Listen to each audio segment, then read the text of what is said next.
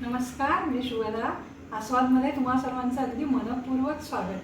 पूर्वीपासून आपल्याकडे कच्च्या भाज्या खाण्याचं खूप महत्त्व सांगितलेलं आहे. त्याच्यामधून भरपूर आपल्याला विटॅमिन्स वगैरे मिळतात. आजकालसुद्धा आपण सॅलड खाणं प्रेफर करतो. तर आज अशाच पद्धतीने आपण पातीचा गोलना करणार आहोत. थोडासा कोशिंबीरचा एक नवीन प्रकार आहे. खूप छान चवीला लागते आणि कच्च्या भाज्या त्याच्यामुळे पोटात जातात. छान कलर कॉम्बिनेशन असल्यामुळे मुलंही ते अगदी आवडीने खातील. चला तर मग बघूया कसा करायचा पातीचा गोलना. तर याच्यासाठी मी ही अगदी कोवळी कांद्याची पात बारीक चिरून घेतलेली आहे, स्वच्छ धुवून घेतलेली आहे. गाजर छानसं बारीक चिरून घेतलेलं आहे. पातीचा कांदा पण तो पुढचा पांढरा कांदा आपण बारीक चिरून घेतलेला आहे. तर आपण हे सगळं आता एकत्र करणार आहोत. बारीक चिरलेलं गाजर आपण घालूया.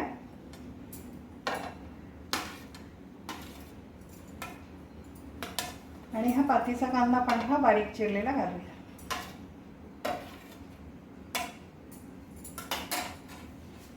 त्याच्यामध्ये चवीपुरतं मीठ घालूया.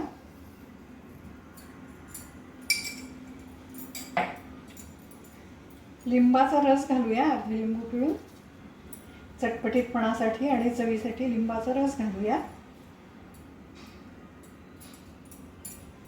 खमंग भाजलेल्या दाण्यांचं हे जाडसर असं कूट मी करून घेतलेलं आहे. तर हे पण आपण याच्यासाठी चवीसाठी घालूया.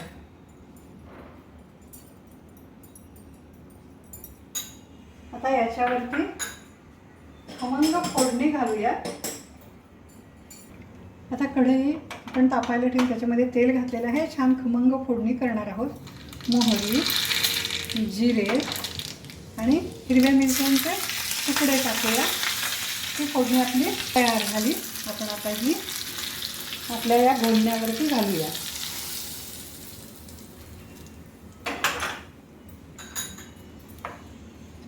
आता हे सगळं छान मिक्स करूया. आता हा गोलना सर्व करण्यासाठी आपण दुसऱ्या बाउलमध्ये काढून घेऊया.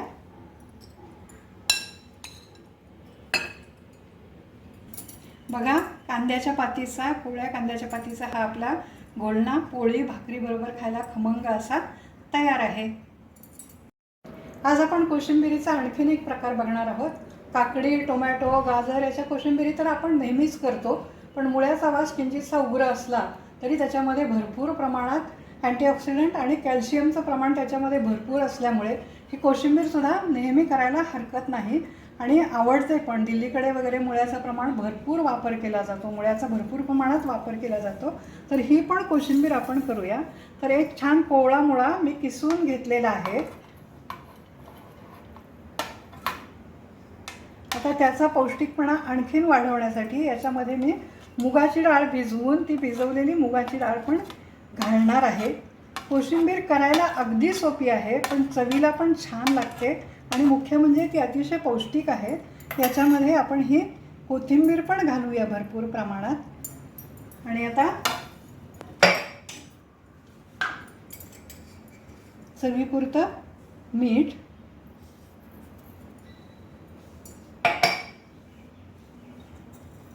साखर, तुम्हाला गोडसर चव आवडत असेल तर साखर घाला, नाहीतर ती ऐच्छिक आहे. आणि आपण याच्यामध्ये हे दही घालूया.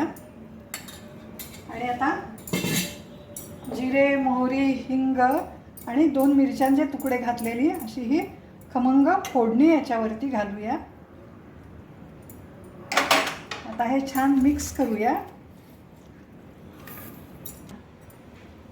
अत्यंत पौष्टिक अशी कॅल्शियमने युक्त अशी मुळ्याची कोशिंबीर आपली तयार आहे.